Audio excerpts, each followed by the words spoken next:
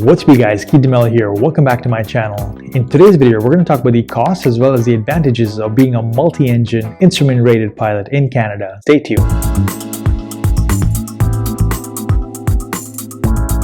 The multi-engine instrument rating is actually two ratings combined together, known as Multi-ifr for short. The multi-engine rating and the instrument rating. With the multi-engine rating, as you guessed, you can now start to fly an airplane that has more than one engine. The good thing for once in your flying career, there's no written exam to pass your multi-engine rating. The second rating we're going to talk about is the instrument rating, also known as the IFR rating. The great thing about being an instrument-rated pilot is that it opens up the door to having many more flying days throughout the year, rather than just being limited to perfect flying weather days as a private pilot. You may have noticed as a passenger when you see airplanes taking off when the ceiling or visibility is really poor, then navigating from point A to point B through the clouds, and then landing at a destination where the visibility and ceiling is also poor and making it safely on the runway. Well, the only way the pilot is able to do that is with an instrument rating. Gentlemen, you are the top 1% of all aviators. The elite. Best of the best.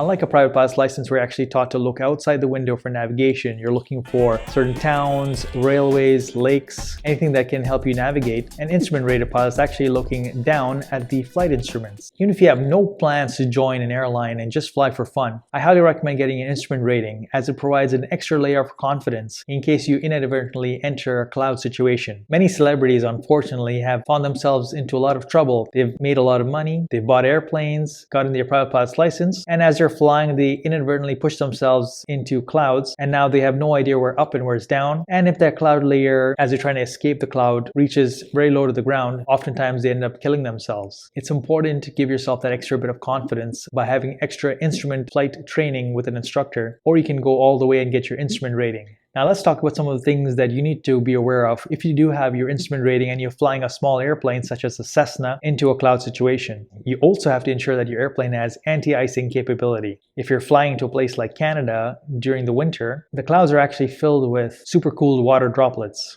As soon as those water droplets touch the airplane, you'll start forming ice on the wing of the airplane. And if you don't have an anti-icing system to melt that ice off your wings, the airplane won't fly very long. And most small airplanes don't have that because of the extra weight it would carry on the airplane. So even though you're going to train to get your instrument rating, you still need to ensure that your airplane is capable of flying in the conditions that you're going to be flying into. Another thing to have on the airplane is a good weather radar system. Again, most small airplanes don't have weather radar systems on board because a weather radar antenna is quite large and heavy. So if we're going to fly into the soup, as we call it, which is an unofficial term we use for flying into the clouds, you're going to have to know where the thunderstorms are in order to ensure you don't fly through it. If you fly into a big enough thunderstorm, you will go through, but there's no guarantee you'll come out the other side. So these are some of the things you have to keep in mind as a pilot. Always know what your capabilities are, but also know what the capabilities are of the airplane. So without further ado, let's look into the costs. I've combined the costs of the multi-engine and instrument rating together because that's usually the cost you get with a flight school. They usually combine it together and they call it the Multi-ifr Group 1 instrument rating. You can also choose to get a Group 3 instrument rating. That's the only difference between a Group 3 and a Group 1 is that a Group 3 gives you an instrument rating on a single engine airplane. I personally wouldn't recommend you get that because it's not useful to you if you want to be an airline pilot. Get a Group 1 instrument rating instead. So these costs are based on a twin-engine Piper Seneca airplane.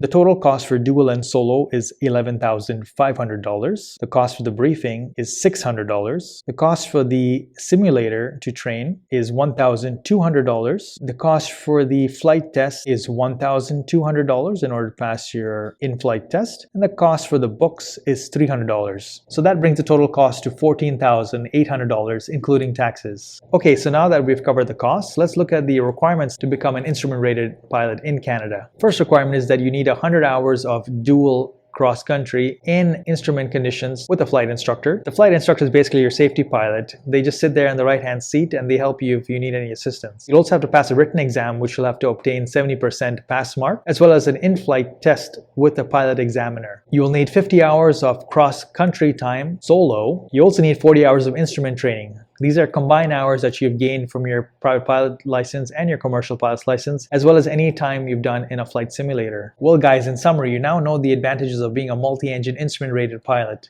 It really opens the window for you to fly in many more days throughout the year, as well as it makes you employable for an airline. We've looked into the costs of being a multi-IFR pilot, as well as some of the requirements to be a multi-IFR pilot. As always, please subscribe, hit the notification bell, and share this with any friends that you think might benefit from this. And I will see you in the next video.